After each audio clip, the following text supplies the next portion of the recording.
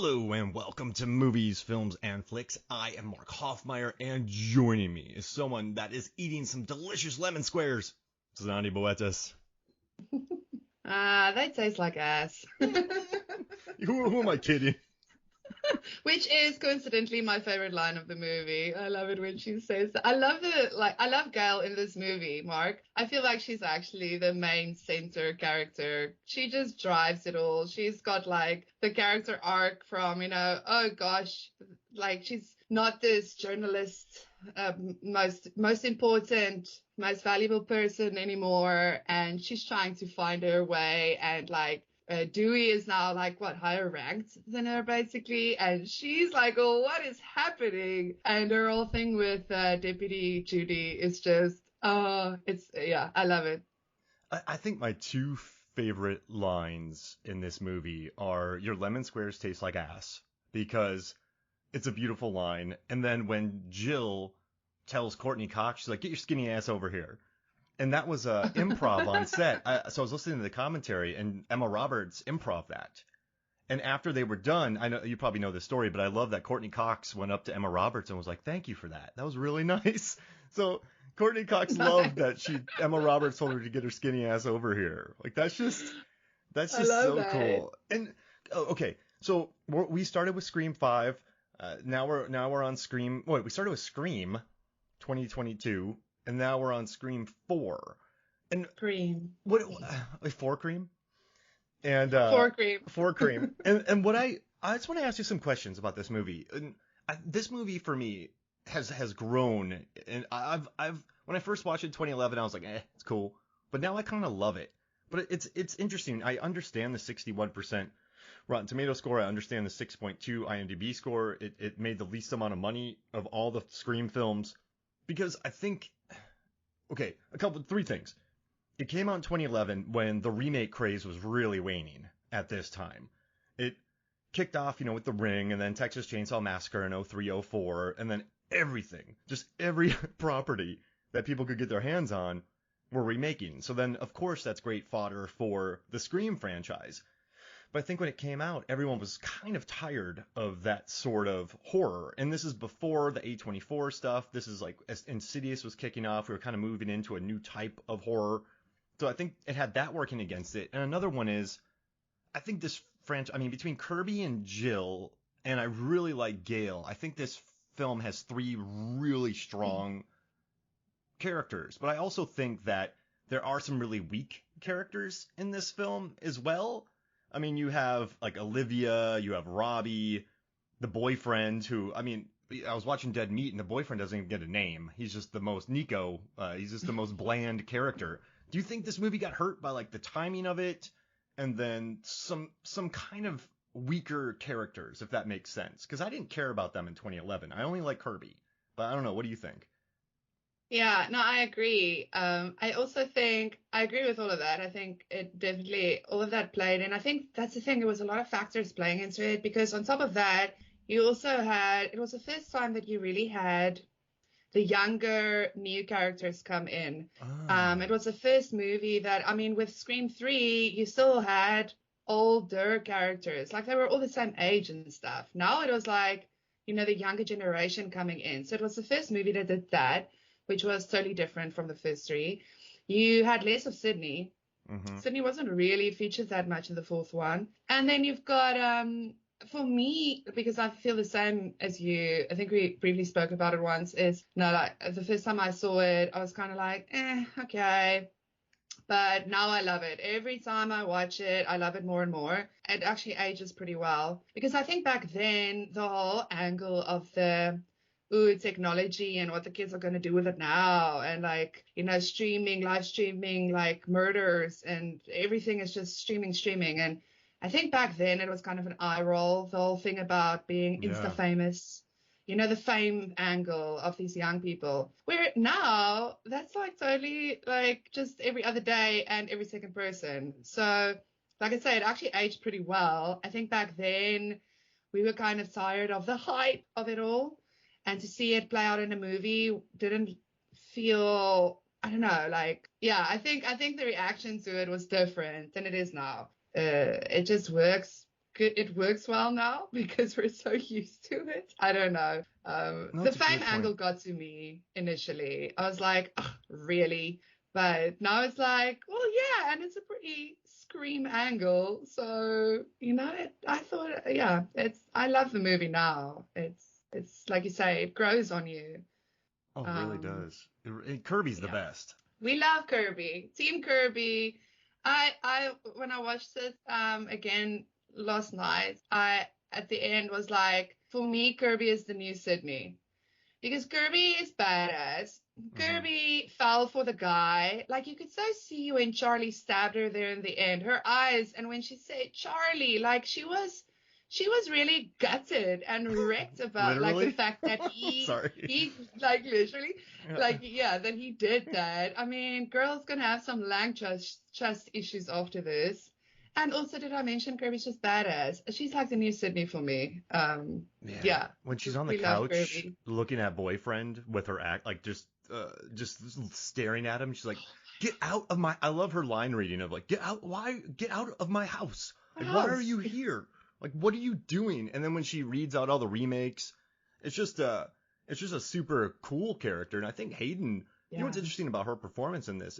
It's so good that you're kind of wondering why she wasn't utilized better. More. Yeah, Yeah. because like she owns the screen on this. Like just as an actor, I think it's one of those like really confident performances. And what's interesting is no matter how many people kind of said like, oh, I don't like Scream 4, but everyone goes, well, Kirby's cool. Like David Cross, we talked about this on Movies, Films, and Flicks. We talked about Scream 4 before, and he was just like, Kirby's awesome. And like, but Scream 4 is okay, but Kirby's awesome. Like you hear so like different articles that are coming out about this movie now, and every single one of them's like Kirby's cool. So I think just her presence Exactly. elevates this, and I love Jill's angle, like watching Emma Roberts just beat herself up and smash her head and then jump onto the glass, and just the way that she takes care of Culkin in she Yeah. just lights him up. It just makes me I don't know. I think like or Charlie, I guess I should say. Charlie's such an egg. He gets played so bad. But I just love Yeah. I just think her energy worked really well and her desperation. Like she's you know what's interesting in Black Coat's daughter, which we talked about, she's desperate to get back. Spoiler, to find the demon that took her over and then left. And she's just that desperation and sadness. Here she's desperate to kind of get like because the Kardashians was on at the time. I think Twitter was around, Facebook was Yeah. around, maybe Twitch, Vine. I don't. Vine might have been around. I know Vine hit like 2013, 2014. Vine was big. But I mean, this is before probably what, maybe Snapchat. But I guess the angle but the angle hits so much harder now, doesn't it? Because It does. I teach a short form production class at the college I teach at, and we the way to get short form narratives has changed so much nowadays. But we were going through kind of watching people who've hit big on YouTube and TikTok and examining what they did, how they did it, how they made it. And there's a guy who just eats food and has gained over 200 pounds in the last 4 years and has just let himself. It's sad. I just saw pictures of it and I got depressed. Wow. But this is a guy who became famous just by eating. And so Yeah. nowadays to have this fame and like I don't want to do anything, I don't want friends, I just want followers and do that, like it makes sense. It's I don't know. This well like we said, this movie just keeps getting better in the years. But yeah, it's really interesting how time has been kind to this movie. Yeah. Absolutely. Like, I mean, we've got the amazing opening. So I love the Yes. opening Oh of yeah, this can we talk film. about that? Every time. Yeah. Oh, it's so fun. Movie within a movie within a movie. And like, at one point, I think it's the one between Kristen Bell, and Anna Paquin. I think it's that scene where she's like, I think Kristen Bell says, yeah, but what makes this movie so cool is that it can really happen. When you watch this movie now, years later, and you hear that line, and you see, Psycho who just wants to be famous and kills their own mother and everyone else just so that, like, oh, I'd be online famous, and recording the murders, and, like, all of these things are happening. So again, it's like you say, this movie hits harder because Like, I mean, the movie like is meta and makes fun and is a horror comedy, but like the real world stuff we're talking about is serious and not funny. But the point is, it's true. Yeah. Like, Christian Bale was right. Like, it can really happen. Like, it is happening. And yeah, it just shows the brilliance of Wes Craven again. For Wes, like he made a good movie that, yeah, like I think we appreciate more now. Hmm. But I mean, isn't that good art? Like, No, should have longevity in the end. and I think it has. I think this movie. So with all my research that I do, this movie has grown in people's minds, and I've loved the beginning more and more. I think a couple of my other favorite lines are in the beginning, when you have Lucy Hale and oh gosh, the other actress who she's looking at pictures of Channing Tatum. She gets kind of catfished by this guy, but I love when she gets the call and this guy's like, "I'm gonna gut you like a fish," and then she goes, "It's for you," and she hands her the phone. Like that, I just laughed so hard. It's for you. And just watching the sidekicks too was kind of funny, those cell phones. But just I love that line. It's for you. And then you get Kristen Bell and Anna Paquin. Anna Paquin's kind of like the modern horror viewer, and then you get Kristen Bell, who's kind of like the old school slasher type viewer, which comes into Yeah. Scream 5, which is really cool. And then you get Amy Teagarden in the one that actually the third one. And I liked her a lot from Friday Night Lights. So like watching her, he's like, "You're the blonde bimbo," and she's like, "I have an A+ in this on my SATs." Uh, Yeah. so it's just fun and just 135 IQ. yeah, and you bring back the garage door from the first one, the I very love strong that. garage door, and it's Yes. just I don't know, it's a really good opening. I remember watching, but it's such like it starts so hot, and then there's kind of a lull with the new kids, and you're kind of getting oriented to the film. But I think this is one of the better starts. I mean, I can't say it's better than Scream 1 or 2. That would be unfair, but I would put it above maybe 5 and 3 in regards to being like strong. But I love the meta concept of it and the way that they play with expectations. And did you notice the lighting in this movie? This is a much different looking film from 1, 2, 3, and 5. Yeah, true. I don't know I if mean, you. it's 10 years later, so I guess, I don't know. I just caught the Studio lighting lighting, is like the better. soft lighting that they use Yeah. for it. But then I looked at the cinematographer. This guy shot Mulholland Drive. He shot Drag Me to Hell. And then he did Evil Dead 2, My Cousin Vinny, and then he directed Son-in-Law with Pauly Shore. This guy has one of the most, Peter Deming has one of the strangest, like, resumes I think I've ever seen for a DP. But Yeah. there's a lot of soft lighting in this. I don't know if you noticed. In every house, it's very soft and it's very, like not like dreamlike, but the I don't know. There's just a lot of interesting depth of field and soft lighting in this film that was lacking in the other one. So even it's visually different. I don't even think they're trying to like ride the coattails of the other ones. I mean, plot-wise, sure, with like the red herrings and everything, but I don't know. I still like that this movie comes across looking differently. I don't know if you got that or not, but I just dropped that on you. I should probably Yeah. send you notice of the things I'm just going to drop on you during the recording. Nah, that's fine. I'm thinking now, like, I mean, it did look differently to me. I thought it was brighter Yeah. than the previous ones, but I honestly just chalked it off to like being 10 years later, like a decade of filmmaking later. I don't know. And a $40 million budget compared to what the first few Yeah, had. Yeah. different lights. I don't know. But yeah, no, I mean, it does have a different feel to it in general. Actually, I'm thinking it would be interesting to actually watch the movies and which movie has more outside scenes, because Scream has a lot of Yeah. cool, coming from inside the house vibes, and we've got a lot of house scenes in it, or like, yeah, strange buildings and hospitals. Should we quickly talk about the hospital? What, in this one? Oh, So the I thought bedpan beatdown? the bedpan beatdown. I love it. I was asking Corey if he's ever been in a hospital that has an intercom system like a school does, because it was actually last night when I watched the movie, it was the first time I actually heard them announce, as Jill was now planning to sneak out and go finish off Sydney, that she just learned is still alive, and might make it. You can hear an intercom announcement saying, "All personnel, please report to the something something room in 5 minutes." Which I guess kind of like explanation why then like no personnel was on the floor. But we don't have hospitals with intercom systems like that. So I just found it very interesting. Do your hospitals have that? We spent a We don't have ton. intercom systems. We spent a ton of time in a hospital last year, but it I was such a mean, blur, and I was always tired that I couldn't tell you one way or the other. It all felt like a dream being in there for those weeks.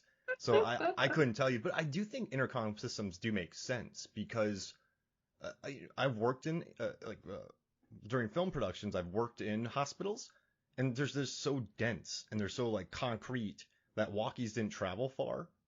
And so I wonder if an intercom system would be easier just in case people didn't have service or they needed somebody. Does that make sense? So, our hospitals just have like phones that connect the floors and stuff. But I mean, we don't have like school intercom systems. And that sounded like a school intercom system. It was anyway. I found it very interesting. I've been in a lot of hospitals, so like I know that we don't have that. I just found that, and also, okay, so that's how they tried to explain why, the floor was devoid of any personnel, and with all of that happening, I was like, oh, snuck that one in, did you? I like ADR, last second ADR. Like, we need something here. Can everybody please come to floor 3 for an all hands on meeting? Like, but I love just Jill though. She takes everyone to town. Like, she immediately goes to kill Sydney, and then she shoots Deputy Judy. Yeah. Like, just not destroys Dewey. She's a beast. Jill's a monster. Uh, So yeah, the most lethal killers in this one, I'll tell you. We'll get to that later also. But Charlie, which does a lot of his stabbing, holy moly! Like, I think might be the strongest killer in this series so far. oh wow. Just because like yeah, there's less stabbing, but they're lethal. It's like 1, 2, done, you're dead. It's actually incredible. Also, he takes out Olivia in the beginning with 2 cops, like with actual police watch outside of the house. He just doesn't give a crap. Like Yeah. they're really ruthless and also clever. We always like say, okay, yeah, we should talk about the how good was their plan? How good was it? And these two actually, I mean, like the whole thing with Jill always trying to be on the phone so that everyone sees, like, she's also just with the victims here, like, throwing everyone off. And yeah, like I say, Charlie just not giving a crap. Say, killing a girl, stabbing her to death with the cops outside. That's ballsy. Oh gosh. Yeah, he lights her up. This isn't a stab in the forehead or a stab in the back. He guts her, throws her through a window. The other two know what's going on. Sydney's there, cops are there. He's yeah, he likes that kill. You definitely can tell he digs it. Like he probably finds power in it, right? Because he was this sort of nerd and he couldn't get any attention from Kirby and he's film club, and so he probably relished having this power, I guess, over people. But that's a Yeah, he oh he sorry. went to town on her. Yeah, No, just like he went to town on Olivia. That's the most stabs also. 6 stabs. Olivia She got gets six. lit up, just screaming everywhere. And then she has like the I feel bad, like she's just stuck in the bra getting destroyed. Like it's so gratuitous. Like Yeah, I don't totally. I don't remember a single line of dialogue she has. And I'm not saying that's bad for the actress, but she's one of the more flat characters I think we've ever gotten in the franchise, right? Absolutely. She made me think of Liv just because like they didn't really have a lot going on. They were kind of just there for distraction and body count. Like, Mm-hmm. yeah, wasn't really much. Like her lines weren't really memorable. No. She says something Yeah. about Angel of Death. Like everyone thinks that. Oh yeah. Yeah. Is that an odd subplot? It's like, no, Sydney, your boyfriend tried to kill you. And then his mother tried to kill you. And then your brother tried to kill you. But you're the angel of death. Like she moved to the middle of nowhere in Scream 3. Scream 2, she's just trying to go to college. So It's an interesting thing to call her the Angel of Death. Like I guess it's very high school though. I guess I'm so old I forgot about how judgy high school, like mean high schoolers can be, I guess. Yeah. But I don't know. It seems unfair, does it not? Because that's her. She doesn't have. You made a great point. Sydney doesn't have much of a role in Scream 4. I mean, she brings out her book. It's like she actually already finished her character arc in a way. And she brings out her book and she's basically there to protect her, the family that's still there in her mom's sister and then Jill, who's still there in Woodsboro. I forgot the name for a moment. But I mean, that's that. And she's like, it's interesting because she's trying to kind of teach Jill how to survive. Because Jill also asks her, like, how do you cope with the fame and stuff? Now, we obviously know Jill didn't ask it, like, out of being nice or whatever. She wanted to know it for different reasons. But, yeah, it's like Sydney is trying to give her advice on how to deal with, being in the center of murder. But then it turns out, okay, like, that was all for naught. Jill's actually the killer. Yeah, and for Sydney, it's like, okay, well, more bad luck. Maybe screw your family too, I mentioned it to you the other day. I honestly think Sydney's character arc ended with 3. Mm-hmm. And I think it's perfect because since the 4th one, we've gotten the younger kids the younger generation to feature. So, yeah, I mean, it was tough reading that she's not coming back for the 6th one, but I think maybe it's been coming anyway. I honestly think Gail had a stronger part in the 4th one. I think all the young kids in the 5th one is exciting and there's a lot to explore. I love it that they're bringing Kirby back. I think that is so clever because it's just so much they can still do with her character. So, yeah. That's my thoughts on that. I never even thought about it. I guess I just sort of looked at her in 4 as kind of like the Terminator, the mentor role, I guess. But they just sort of brought her back. And then, the 5th one, they had to kill off a major character to get her back. So, yeah, 6. There are rumors, though, that she might be back for a tiny bit of 6 and play a bigger role in 7. Because all that news that they made about her, we haven't talked about that yet. We didn't talk about that for Scream 5, did we? Yeah. We should have, because that happened right afterwards, actually, I think. Listen. We should have actually just done a 15-minute episode on just freaking out about that. Because but what does this mean? Make that money, though, Nev. Like, listen, Scream 4 made close to Scream 2022. Scream 5 made close to, $200 million. If it didn't have the legacy characters, it wouldn't have done that much money. No. And it just wouldn't. So you kind of bring them back again for a little bit of a role in 5, or 6. Wait, where are we at now? 6. 6. So, but pay her. Like that, Scream 5 did not cost much to make. And I guarantee you a big reason was people coming back to see those characters. So I wonder if they must have really lowballed her for her to just be like, nah. But I'm happy that they probably realized their mistake. They probably had to pivot, bring her back for some, and then maybe 7. Does that mean... Oh, no. I hope they don't get Gale in the 6th one. They won't kill Gale. Gale's a Terminator. Yeah, I feel like that might happen. I've got a feeling. I think I actually said it in the previous pod. Everyone prepare for the death of Gale. I don't know why. I think that she's next. It would make sense to do her next and then Sydney in the 7th one. But I think that's maybe also what happened is that Nev, saw that she doesn't have this huge part in 6 and so they're not going to pay her that much. I don't know. Yeah, it's all rumors, but you don't know how this is going to go. That's the beauty of it. That's the excitement.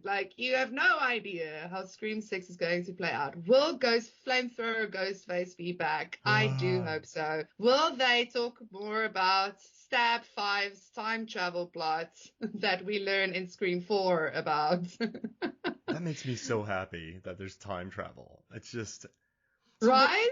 What's Richie complaining about? So Richie hates Stab 8 then, which was directed by Rian Johnson, and he wants it to go back to being the first Stabs that were based on real Robert world. Rodriguez, who did the first one. Yeah. I just wanted to mention, I love the directors of the Stab films. The whole Stab franchise is also excellent.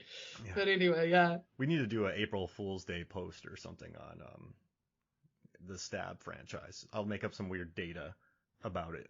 Awesome. Just to get some laughs. But yeah, I guess coming back to this one, I asked for rankings for the Scream movies when we went to do Scream 5, and Scream 4 was pretty much bottom most of the time. Yeah. Which I guess I get, because it's not one. No, one's the best. Two features some banger moments. 3, you either love or hate, I think. Yeah, we love it. We love we love it. We do love it. We love 3. We are team 3. Oh yeah. gosh. But then team 3.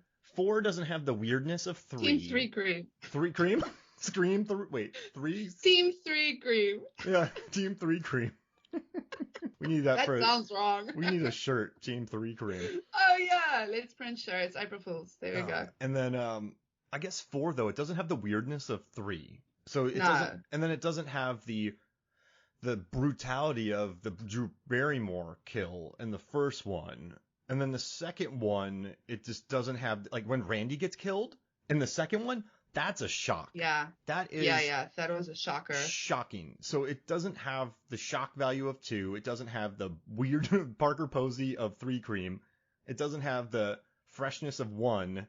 So I guess it's fair that people don't like it the most, but I don't think it's the black sheep of the franchise, though. I don't think it's the Freddy's Dead, the final nightmare of the franchise. I think it's quite worthy and has several ideas that are worth exploring. I think if we should call it something, we should call it a Wes Craven light. Even like, I can quickly run the numbers also. The stab counts, like, wasn't a lot, actually. We've got, so the Scream 5, the latest Scream, we had 54 total stabs, right? 49 stabs that actually landed on folks. And 5 out of 9 people who got stabbed died. In the fourth one, we've only got 23 stabs that landed. Huh. Like from 49 to 23, that's like not a lot actually. But it's the most lethal. Yeah. 7 people died out of 10 that got stabbed. And then gunshots, like, that's also funny. The Scream 5 had 25 gunshots, killing 4 out of 7 people. Scream 4 has got 7 shots, but killing 2. It's not a lot of that, but yeah, the stabbing was actually interesting for me. Way less stabbing, but way more brutal. Like I said, Charlie did like once. Some folks only got stabbed once, and they were dead, and they were gone. It was an interesting one. And this is not counting the opening, obviously. That head stab was quite something on Anthony Anderson's character, the cop, Deputy Perkins. Great name, by the way. Gruesome. And I guess that's based on a true story that Wes Craven had heard about, where someone got stabbed like that and he kind of kept going for a little bit.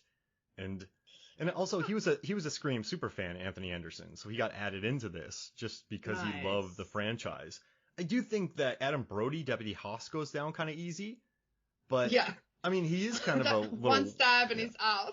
Like, which is quite rare for the franchise. But I guess if you slice and dice Hoss and then you stab Anderson in the head or Perkins in the head, then you don't have the shock. I guess you have one stab and then head stab, so you're not desensitized by the time that knife goes right into his skull. Very sharp knife, by the way. Very, very, very sharp knife. But that's a good scene, and also too, I mean, when you get the death of when Alison Brie, who's just so scuzzy in this movie. She's such a scuzz bucket, and I love that about her. But you do get the best gag of the movie, and it's quite like bleak humor when Dewey's like, "We have everything under control," and then the body gets thrown off the parking garage, and it's just and then everyone screams. He screams. Yeah. It's just so hilarious. And how fast is that killer? You're in a car park on the 4th or 5th floor. I mean, maybe they hid in the trunk. I don't know. Like, these killers are beast mode. Okay, I have a question. Okay. Deathmatch, right? Deathmatch. Stu's house. Stu's house. You have in one area you have Charlie Walker and you have Jill Walker. Wait, no, those aren't the names. You have, what am I looking at? You have Charlie Walker and Jill Roberts. Jill Roberts? That's her last name? It is. That threw me off. Wait, Yeah. I'm melting down here. I just want to make sure I got. Where's I have IMDb. Yeah, Jill Roberts. Emma Roberts is Jill Roberts. I thought I Yeah. maybe wrote that down. So you have those two in Yeah. one corner, and then you have Richie and Amber. Amber in another corner. Richie and Amber versus Jill and Charlie. Who walks out? Oh, wow. Huh. That's a tough one because so Jill and Amber, yeah, see, I think they're the impulsive, seriously violent ones where Richie and Charlie would probably try to like brain muscle it out first or like talk smack or whatever. But I'm thinking Jill might actually have the upper hand because she is a beast. But I think it might be Jill and Richie last standing because Amber is so impulsive. She does stupid things. Hand She's sanitizer. over Yeah, impulsive. hand Like sanitizer. she would just run off a bridge. She would just like run full steam and you just get out of the way like a Looney Tunes cartoon and she'll just run off the cliff. Plows through the house and leaves a indentation of herself. Jill would take out Charlie because that's how she would it would be like, but I'm on your team, and she's like, no, there's only one last standing. So Jill would win. Jill would win it all. Yeah, I think so too because I think Richie's kind of soft. I think she would just straight up play Charlie, and I think you're perfect about what you said about Amber. Amber would just blow herself up. Exactly. She's like strong because we saw her like do Yeah, some. I mean, she killed Dewey. She's strong as hell, but yeah, she would blow herself up. I'd like to And see. yes, Richie isn't that strong. Jill would annihilate him. So Jill would actually, yeah, last one standing. I kind of want to see an Amber Jill movie now. Get rid of Charlie, get rid of Richie, and have the two of them run amok, wiping people out. Yeah, very Thelma and Louise, but like Scream style. And they both do Unhinged really well. So like, Amber's Unhinged is scary. Amber's Unhinged is like, I don't know. She feels like she'd be perfect in The Grudge or something. you know, that's a great. You're right. Her Unhinged is like feral animal. Yeah, dark. Like, Jill is there. There's some intelligence there, yeah. but she's still a No, beast. she's smart. She's still a beast. I mean, she's like her own mother. Poor Jill's mom. And also talk about a knife that is next level. That knife went through the door, through her spine. It's incredible. This It's is. the best knife of the franchise. Whoa, can we do that? All right. So this knife We is the just best did. knife. It's like the chainsaw from Texas Chainsaw Massacre Yeah, 2022. exactly. That's amazing. Oh yeah. So I'm like, Jill is awesome. Like watching this movie again, I think she's cool. Like I don't think she's cool. I don't think killers are cool. I don't like her. No, but sorry, but it's good. Like it's a good character, I think. Yeah, yeah. No, she's an interesting character. There it is. I don't There it like is. her. Yeah. There's a lot about the character I don't like, but like just from a personal point of view. But again, like I'm not supposed to like her, I guess. So I did like that. And that's what I loved about this one too. And just what I love about the Scream movies is they keep on like changing things and kind of reinventing themselves. Because with the fourth one, we basically followed the killer the whole time, thinking they're like literally the new Sydney. Like with Richie, we did it too, but he was the boyfriend. Where Jill, I mean, like Jill was kind of played as the new Sydney. And it was like, no, psych, she's the killer. You just followed the killer all the way through the movie, like from her point of view and empathizing with her. Psych. I love that. And that's what I love about Scream. So that would be in the first one, the killers are Lillard and Billy. Boyfriend and buddy. Yeah. But then you have in 4, it's interesting because like she's the Nev character and Charlie's sort of the what is he? Kind of a Randy? There's a bunch of Randys in this movie. There's about 3 Randys in Scream 4. Charlie's actually like the potential boyfriend. Like we think it's Trevor, but Trevor ends up being absolutely nothing. He gets shot And in it's the kind of balls. Charlie because we think Like that's also we think Charlie is like gonna hook up with Kirby. Oh, and you so wanted them to. I loved the like just chemistry between the two of them. I really dug Hmm. it. So it was like kind of a shame that he turned out to be a jerk. Yeah, you kind of thought no, they were gonna hook up. Oh no, apparently like he's with Jill. So that was also interesting. Like Jill killed the boyfriend Ah, so because Jill's also the killer. this is stuff you write on a whiteboard to try to figure it out. Yep. You go a Yep. little bit insane, like Channing Tatum from 21 Jump Street, where he's like drawing all over the board. But yeah, I like the way they mess with it. The red herrings in this one are very strong. Like you get Deputy Yeah. Judy coming out of the shadows. You get the Oh, mom what is shopping. up with that? Yeah, What is wrong with her?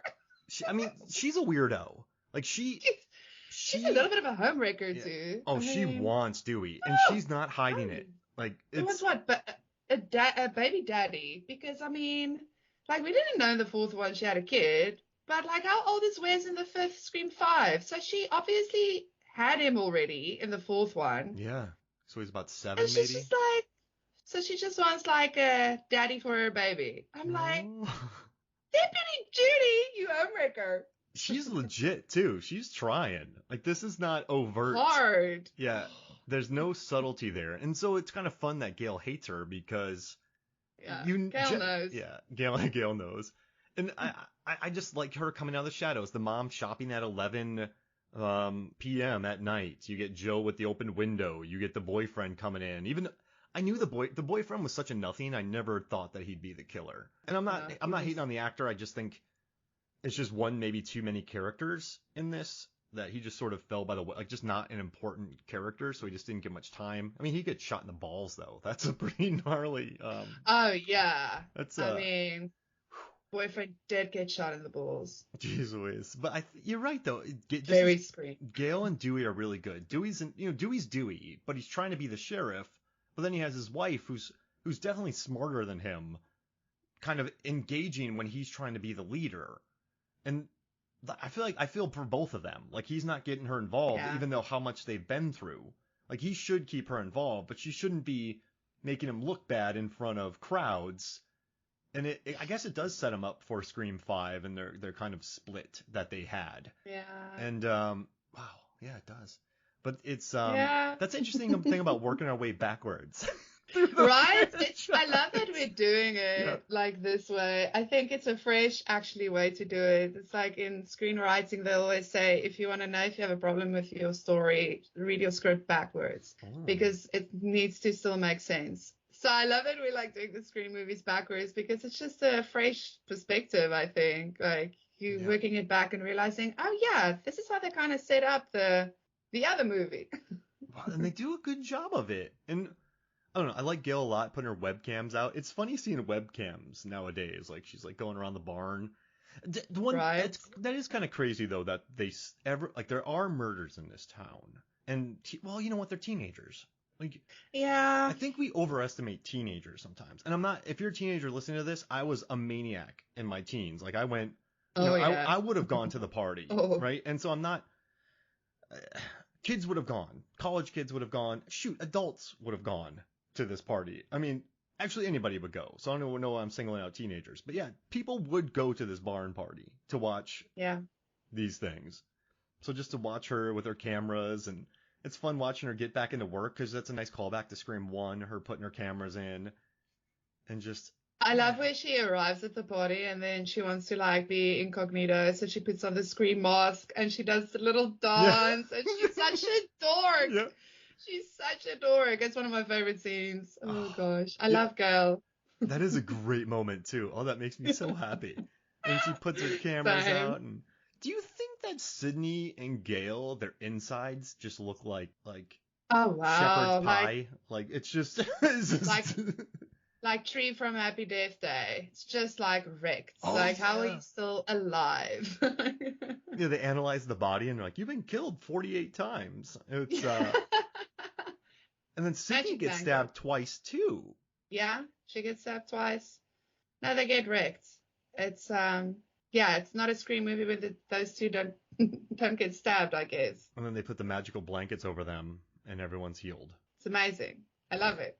The power of cinema, people. Oh God, I get a cut on my arm and I'm like, ah, Sydney gets stabbed twice by a magic blade, and she is able just to like rock it.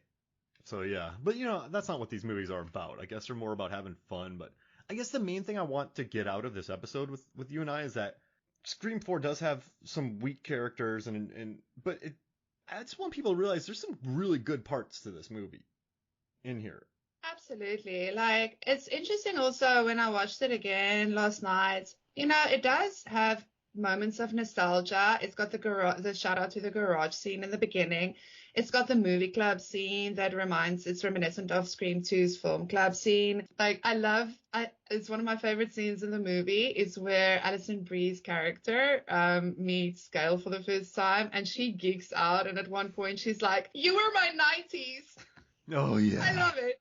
I love that line. That's my other favorite line. Like, there's some fun, but it's not overused. It's not like, oh gosh, enough with the nostalgia stuff. Like, I feel like the new Scream 5, had way more like nostalgic, like cool shout outs and stuff like that. I think Scream 4 can stand on its own. It's got like, some like, I don't want to say scene problems, but some draggy moments here and there, or like, stuff where, like, I think our biggest problem also is with Trevor, like the fact that he just feels like nothing and is so underused for what's supposed to be one of like the group or the pack characters, which is kind of how I felt about Liv too. I felt Liv could have been used more, but I mean, it's not. And it's not something that ruins the movie for me, though. I don't think it ruins the movie. So, yeah, I don't know. I like it. He started showing some personality when, with Kirby, he saw that Kirby and Culkin were going to, like, make out. And he's like, "You two?" Like, they gave him 3 seconds of personality. Like, he kind of, it's almost there. Like, you almost got it. But, yeah, I wish they would have done a little bit more, I guess, on that angle. But what's interesting too is I don't know how much you read about the making of this movie, but what I thought was interesting was that Kevin Williamson was gonna write this movie. He was gonna be the script writer, but then he had to step away to go work on Vampire Diaries. So then they brought in Aaron Kruger to write it. But I still don't. This doesn't feel like half a movie to me. This doesn't feel like This has a through line. So I think they pulled it off pretty well, with only Kevin Williamson doing kind of double duty, and then Kruger doing reshoots, and then Wes Craven said he did some of the script, like, writing on this. So I thought that was pretty interesting. But most of the time when you hear about a split duty writers, and it gets muddled in like too many ideas. But I don't think this one suffered from that. Do you? No, I don't think so either. I remember like a lot of people said, "Oh yeah, but this is why the movie isn't that good, because Kevin wasn't on it. Wasn't like a sole writer of it." And I was always like, okay, but you guys know that it's not Kevin's movie, it's Wes's movie too. Always been. Like, he's always had a say in like a lot of what happens, and like, so yeah, I think also that's the thing, and it's props to Wes Craven, because he's never been a director that's been, it's my way. It is what I want to do, and it is what it is. He's always been collaborative. So, and I like that. I like it because it does give you fresh stuff. Otherwise, it gets stale. I don't know, like with some directors, and I'm not going to name names because I don't know, I want to upset people, their favorite director that I don't like or whatever. But no, it can get, you know what to expect. So there's no really excitement of the unknown, or, like freshness, or see what I love collaborations too. So yeah, I honestly didn't mind it. I prefer that to just giving me the same old thing that the same director does, and I know exactly what to expect. I don't know. There's no magic in that for me, really. Then it just becomes a paint by numbers. And then to complain that Kevin didn't have a full script, like, I mean, Aaron Kruger worked on Scream 3. And he had no time for that movie. He kind of got handed that and had to write it really fast. So he's a Scream veteran as well. Exactly. So you still keep it in the family. But yeah, that's a good way of putting it. It's not like this outsider who didn't know anything, or who had no input from other like Scream veterans. Like, it's I mean, it didn't feel like that at all. It felt like a Scream movie, just with new, younger characters. And I think, honestly, that's what's thrown people because, like the Mm, whole legacy thing is kind of new, bringing back the legacy actors. It's actually kind of a new thing because movies have been trying to like bring in like the new guys. I mean, remember the new Star Wars stuff? I mean, mm-hmm. like, and a lot of us loved it, but a lot of people didn't because they just want to see the old same faces. And I get that. I get why. It's a familiarity. Like the same way I'm like, oh, I want something new and exciting and unknown. A lot of people are like literally the opposite. They want the familiar, the comfort, and I get that. You guys do know, like, these people are going to be 60 soon. So you can't really have, like, what are we going to do? 60 going to 16 and do all like body swap to go back to high school. I don't know. I mean, Oh. de-aging and then they go back to high school. And so we can just keep the franchise young people forever, even though the actors are 60. Freaky too. Freaky too. Ah, freaky too. No, that's actually Yeah. that's a really good point. And it's Yeah. it's interesting when you have to bring back the legacy characters, and I prefer new things as well because I thought Force Awakens was fun, but it was like they said, it was a reboot qual. It was a Death Star. It Yeah. was a young kid on a sand planet. But then when you have new characters and then you have the legacy characters, you have this weird seesaw going on of we got to Mm. give everyone enough. We got to make sure that they're back for a reason. We got to, like, we're not just wasting them. And I thought Jurassic World Dominion did a good job of that, just by the way. But yeah, you got to like balance the old and the new. But if you're just focusing on new characters, you don't have that. You don't have to wedge in legacy characters into your film. So I think this one did it really well because it's family first and foremost, which Yeah. with Jill, so she comes back. It's kind of organic there. But I would say this is one of the more seamless. Like, this isn't Texas Chainsaw Massacre bringing back Sally from the first one in the 70s and like just wedging her Oh, into yeah. the film. This one, I don't know, it feels organic. But yeah, I mean, bringing back legacy characters now is. You know what I do love about Scream though? I, And we said this during yeah. Scream 5, sorry to do this to you, but like Halloween, there's 47 timelines. Like, Yeah. Scream, it's one. It's one. It's one. It's It's one, and it's all the people involved. And I told this also in like to you the previous podcast. There's so many other people involved, but you can't like if there's like this murder story in a town, there's a lot more people involved than the couple of people you see in the movie. So it's cool. You can always bring in more people because it's a whole town of people that has been affected by it in one way or another. oh yeah. I also just think like they're doing it pretty well because if you think about it, Mark, and I'm literally also just realizing this now, Scream 4, they kept it going with Sydney's family. Scream 5, they kept it going with Billy's family. Now what you have left is basically a bunch of survivors. Remember at the start, like even before we started doing the episodes for the podcast, like I told you, yeah, Scream 6 should be the survivor edition because so many kids survived the fifth one, and we know Kirby survived, and like they're survivors. So now I think like we've done the family stuff, and so we've got the ties there with the kids and their families, and now we can just play with like who's left and the survivors. And I think it's playing out pretty nicely still. It's still making sense. The timeline still makes sense, and the connections with the people involved still make sense. And honestly, not a lot of horror franchises can say that. Yeah. So You could put it them has on. more than trilogy movies. It's like one hand, right? I think Final Destination eventually ties itself together. But if we're going same Sort of, characters yeah. all the way through it, I think Chucky's done a good job of it. Like that, like Yeah. they've never Yeah. retconned anything from that franchise, so nothing has ever been retconned. This, I mean, Friday the 13th, because it keeps bringing back characters. Nightmare on Elm Street did a pretty good job of it. No, Scream's the best. Let's just say that. Sorry. Yeah, Yeah. the problem is like it's Scream's not as messy as some of the others. Like you have to Yeah. think because some of the others they like leave and go other places. And I mean, Scream 6 is going to be interesting. That's going to be in New York. It's the first time it's not going to be in Woodsboro. They're taking it to New York. But then it's like, is it going to be in New York the whole time? Or are they again just like doing a switch and bait type of vibe? Like, yeah, you think it is, but then it all comes back to Woodsboro. Oh Who wow. knows these things? Yeah.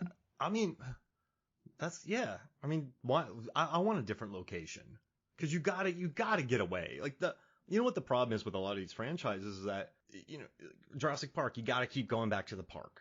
Like you gotta keep Yeah. going back. So eventually you're gonna like Evil Dead. I know the new Evil Dead movie they're making takes place in a high rise, like in a skyscraper building. Like they're calling it Oh Evil Dead High wow. Rise. So this could be Okay. Scream 6 Cream High Rise, Yeah. brother. Jeez Six Louise. Scream. Like, yeah. What hotels do you guys have? Big hotels.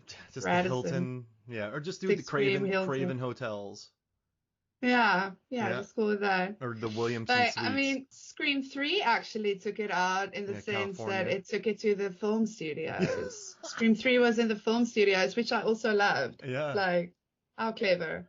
uh, How very and clever. going back to the house. Oh my gosh, that was such a good scene. We're gonna have a fun time with that. That's next. Oh, we're gonna have the most fun. Oh man, that's gonna be great. Hey, so before we move on to that, do you want to do? All right, so do you want to talk our favorite?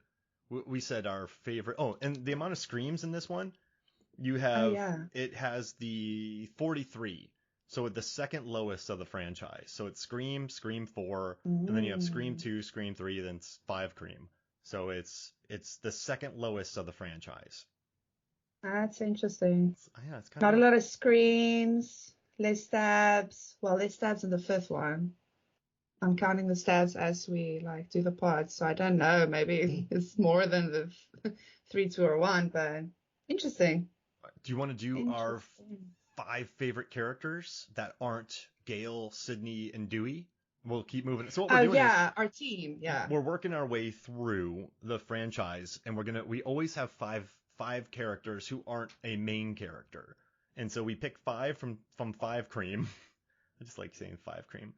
We pick 5 from Yeah. 5 Cream, and then we're gonna like if we add from Scream, you could keep these 5 from 5 Cream, but if you add, you have to take one out. So we always have to stay at 5 characters throughout the entire franchise, if that makes sense.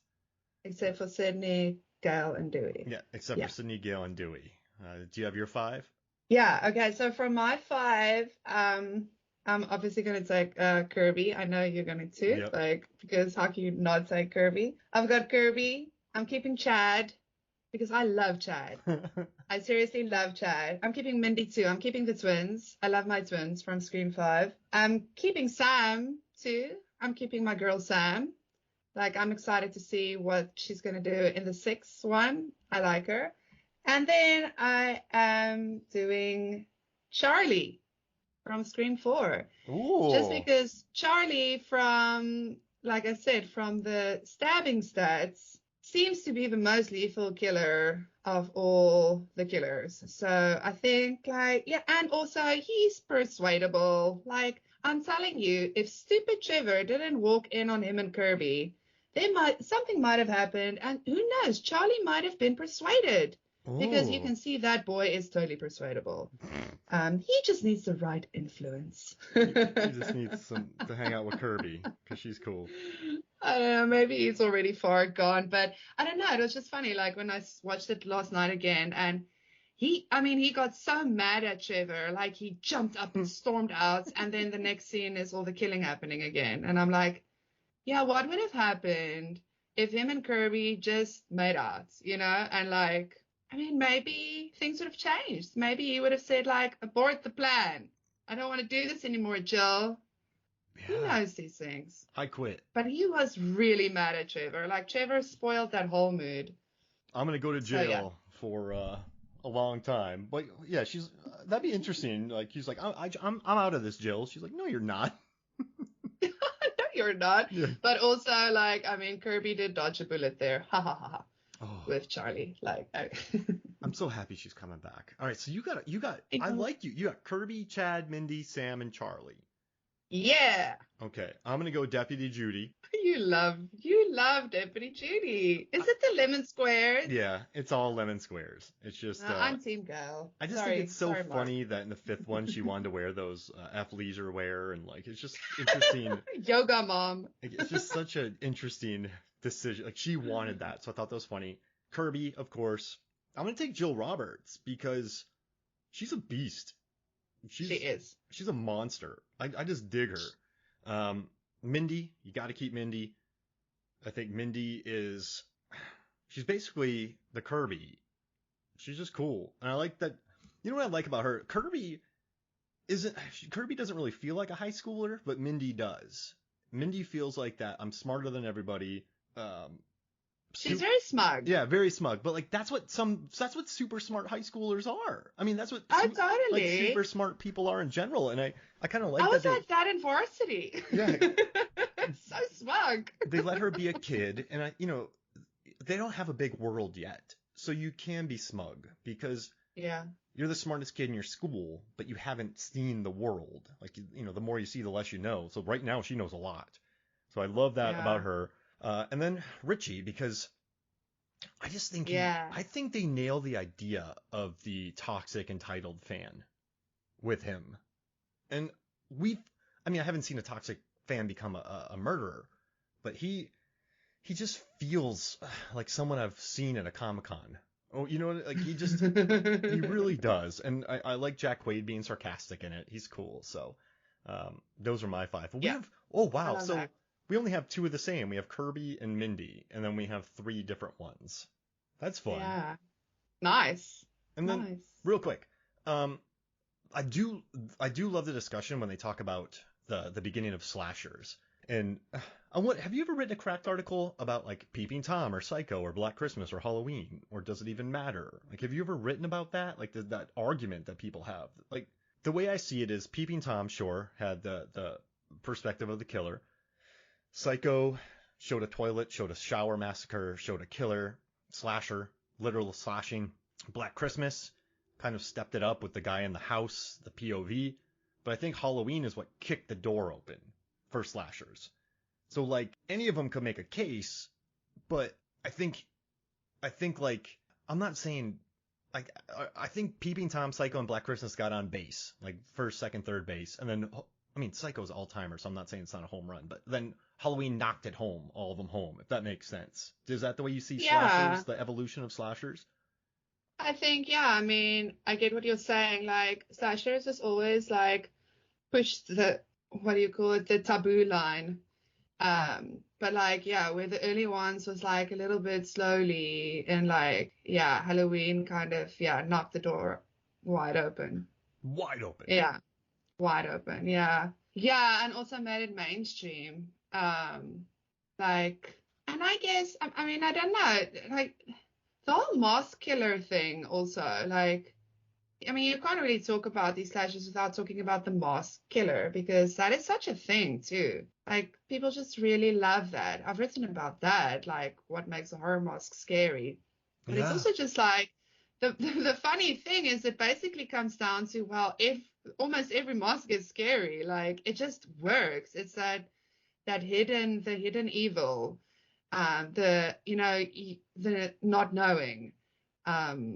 It's just like the boogeyman. Yeah, I think we saw it with the pandemic, how I had a conversation with my mother about it the other day, where she's like, it's so great seeing people's whole faces again. Like, she had such a hard time only looking at their eyes because she like deals with a lot of people. And she was like, it's so great seeing their whole face because she can see so much more of the expressions and stuff. And it's interesting. Like, a lot of people had trouble with like the masks on and not being able to see the face, and it made them feel anxious. And it's just something that works. Like, people don't like it when faces are covered up. They want to see. Mm-hmm.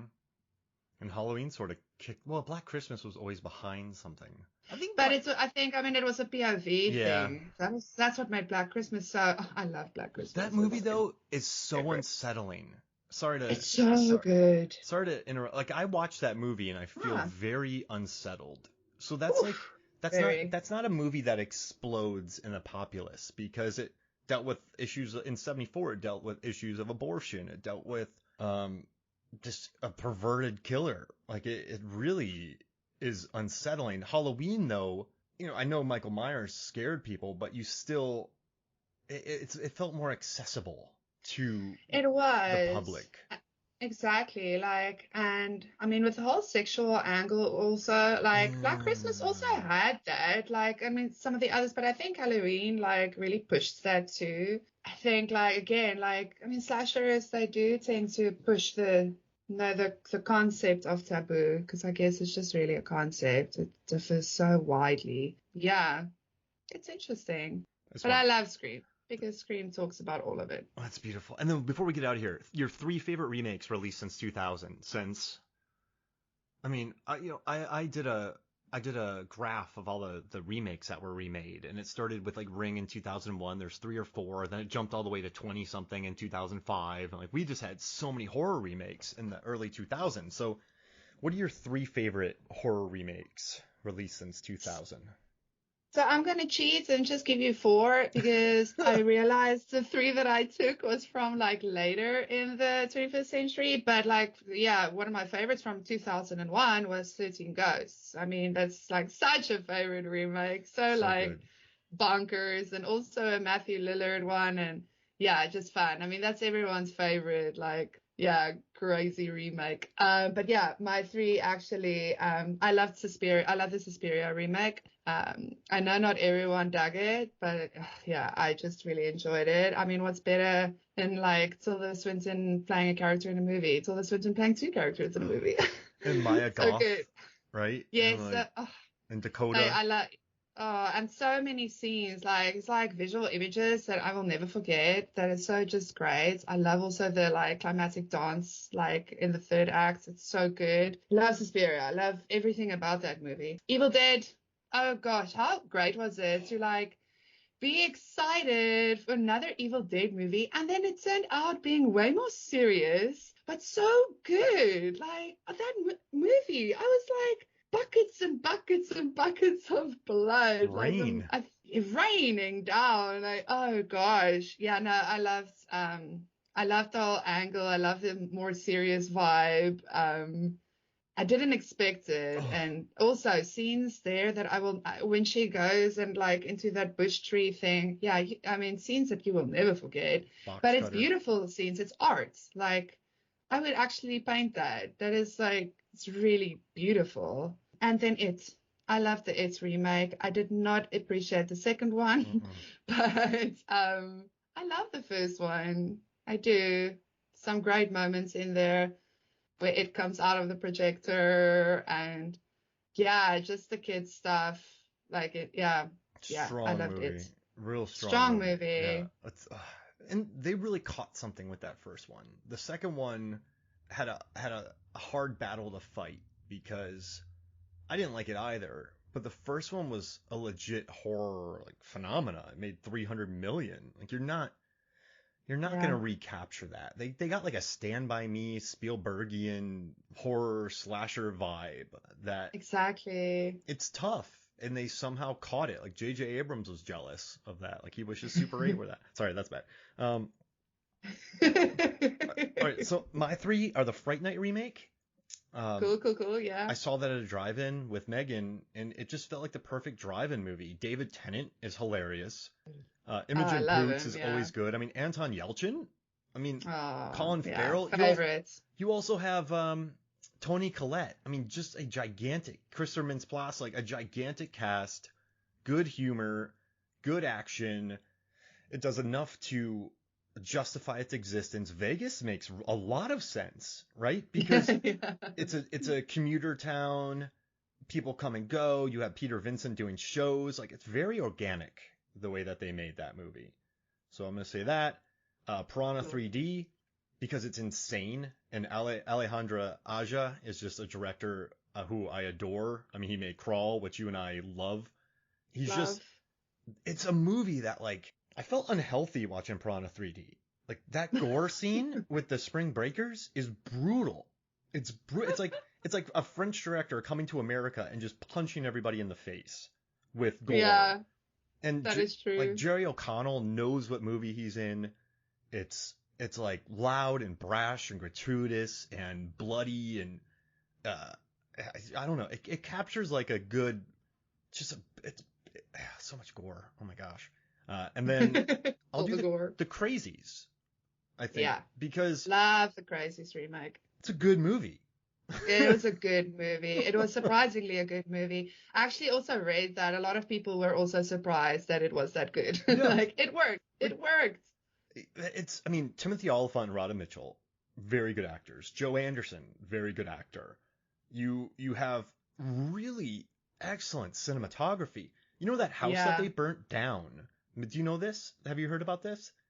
They No. were able to burn it down because the person who owned no one owned that house because they thought it was haunted. Oh, So for real? they burnt down a real house. That people thought were haunted. Yeah.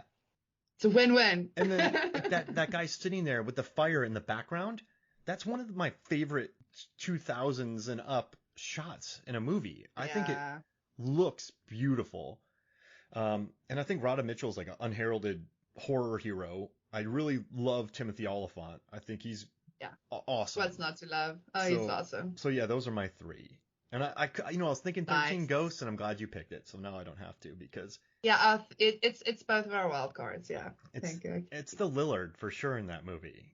He's so good. For sure. Yeah. It's the Lillard and the creative ghosts. That's what makes that Yeah. movie. You know, The house, the ghosts, and Lillard. that's a great point because the ghosts It's are funny. cool. The ghosts are so cool. Like, you actually like.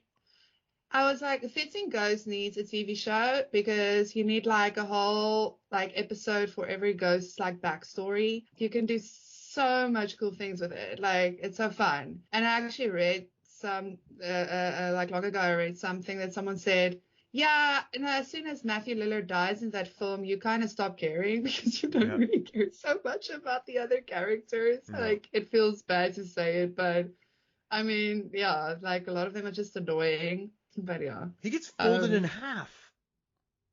it's rough. That's also the thing. Like, the movie wasn't shy. Like, there was some gnarly. What was the lawyer guy? He got like sliced. Oh Slide. yeah. The slide motion. Oh gosh. I have the Blu-ray, but I bought the Shout Factory Blu-ray for it too because there's a new commentary on it. Oh, cool. So Cool. I love that movie. But hey, this was a lot of fun, and I'm really happy that we revisited this movie. And working backwards, I enjoy. This is a fun. It's cool, huh? Yeah, I might. John Levengood and I are going to be covering the Saw franchise. I do it the same way. Yeah. Because we've done Resident Evil all the way through, we've done Final Destination all the way through, I've done the Riddick trilogy all the way through. I did another franchise, Underworld, all the way through. It might be fun to go backwards and give something different. Start with Spiral. There we go. All right. Yeah. Well, this was fun. Thank you for joining me. Thanks, Mark. Yeah, it was good. And then we'll be talking about Scream 3 soon. Three so cream. much fun! 3 cream. Where can people find you? It's Anandi on Twitter. It's Anandi Boots. It's on Facebook. Yeah, I'm still writing for Cracked and hustling away. So yeah, find me online. I think about your villain dancing article a lot. You do. Because they just had some in Fresh. Yeah. Sebastian I'm Stan. looking forward to our horror episode at the end of the year because, yeah, so far he's getting my Best Actor in a Horror award. Gosh, like, I know it's more thriller, but it's like thriller horror, so it counts. Yeah.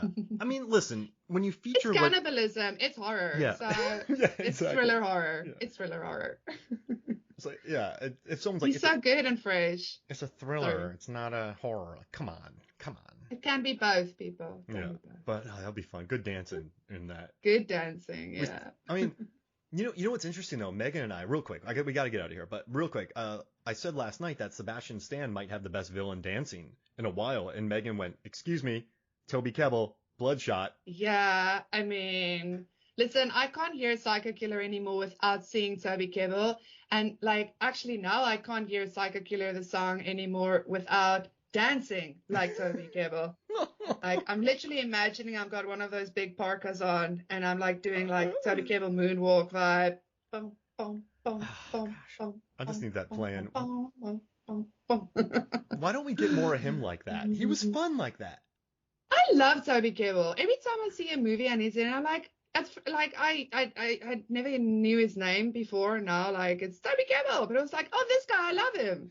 He's great. I want more Toby Kebbell. He's never made a Give movie us more worse. Toby Kebbell. Yeah, more TK. No, more TK. For sure. And that needs to be a shirt too. 3 cream and more TK. All right, Starting a merch shop. Find us on TeePublic. You can do all this. But hey, this was awesome. Thank you so much for joining me. Thanks, Mark. All right, so for me, Mark Hoffmeyer, I'm for Zanani Boetis. This is Movie Films and Flicks. We'll see you next week.